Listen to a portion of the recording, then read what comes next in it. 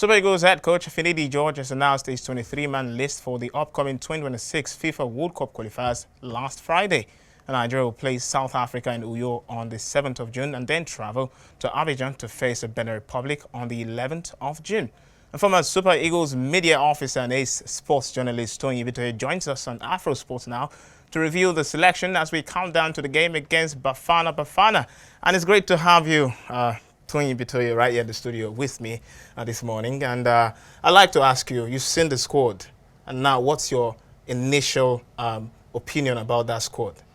Yeah, thank you for this opportunity. I think the squad is a decent squad. I think it's to be expected. Most of those names to be expected. Not too much of a surprise.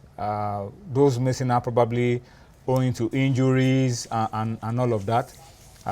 So it's a good list on the surface. I mean, that's the best we can put together considering what is available to us. Yeah, we hope that we can get the best out of this 23-man squad. Yeah, something very interesting is that two players from the domestic league, that's the Nigeria Premier Football League, that's Ojuola Leke, and even Sadiq Ismail is making his first, as you can see the list on the screen as well. Now you see Sadiq Ismail making his way into the squad for the first time in the colours of the Super Eagles. Now, something is fascinating about this because we know Finidi is coming from the MPFL. How much does this interest you as a person? Yeah, I'm happy for Sadiq. I've always believed that we have quality everywhere and that the best, wherever they are based, should be called up to the Super Eagles. And I'm happy that Sadiq is getting this opportunity. Sadiq has been one of the standout players in the league, plays on the right side of the defense, and has provided a lot of assists for the top scorer in Remo Stars. That's where he plays, Alimi.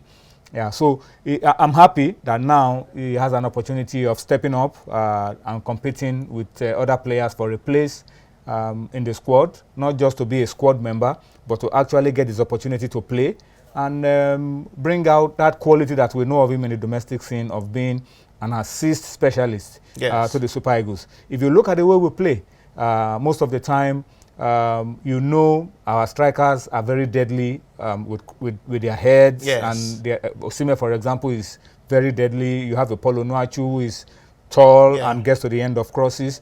So they can make do with quality crosses into the box from the wings. So that's what I think Sadiq will bring to the team if the coaches are bold enough to throw him in at some stage during those games. So I'm happy that he has this opportunity, and I hope he takes the chance, if it comes, for him to play, to supply some of those crosses and see if an Osime or Iheanacho or Onuachu, Iterem can get to the end of one of those crosses and get a goal for Nigeria. That would be some story. Now, still on that right fullback position, because it's quite interesting that Olaino is not there. And we begin to imagine now if Sadiq Ismail can take this opportunity. But were you surprised that Olaino was not picked in the first place? Yeah, initially I thought it was good enough in terms of his fitness level to play. But then after I asked a few questions from some of the officials of the team, I discovered that he was carrying some knocks and won't be 100% ready for those games. And they feel that, look, the kind of games we want to play in June, if you are not going to be 100% or we are not sure, it's not like a tournament where you have like a 2 weeks or 3 weeks or some extra days of training and then you can recover. We are going straight into the games and you are playing 2 games immediate back-to-back. So if you are not ready, the possibility is that you will struggle to keep up with the pace of the games, with the trainings and all of that. So I want to agree with them at the end of the day that Ola is not 100%. The same with Kenneth, who is carrying some knocks on his knee. And then, of course, a Troost that was our standout player at the AFCON, the MVP of the tournament, is also just returning from injury. Is back to full training, but then these games have come a little too quick for him. Them, so when you look at all of these reasons, then you probably agree with the coaches on why they've gone with the kind of players they've gone with.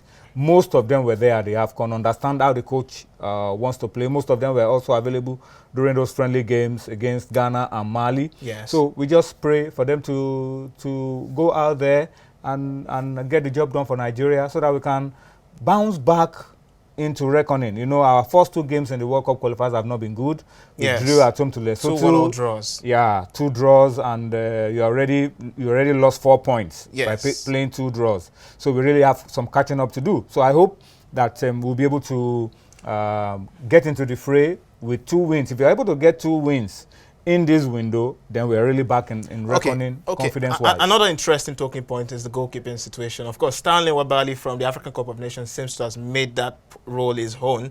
But Francis Uzoho in this squad has made his way out. And incoming is Maduka Okoye, who is experiencing some form of renaissance in the Syria league there. So I don't know. This is making for good competition, I reckon. Absolutely, this is what we want. That's how you know a good team. A good team is one that has quality on the pitch and quality on the bench that you can call up if there are problems with any of those on the pitch. So Maduka Okoye has had a fantastic season.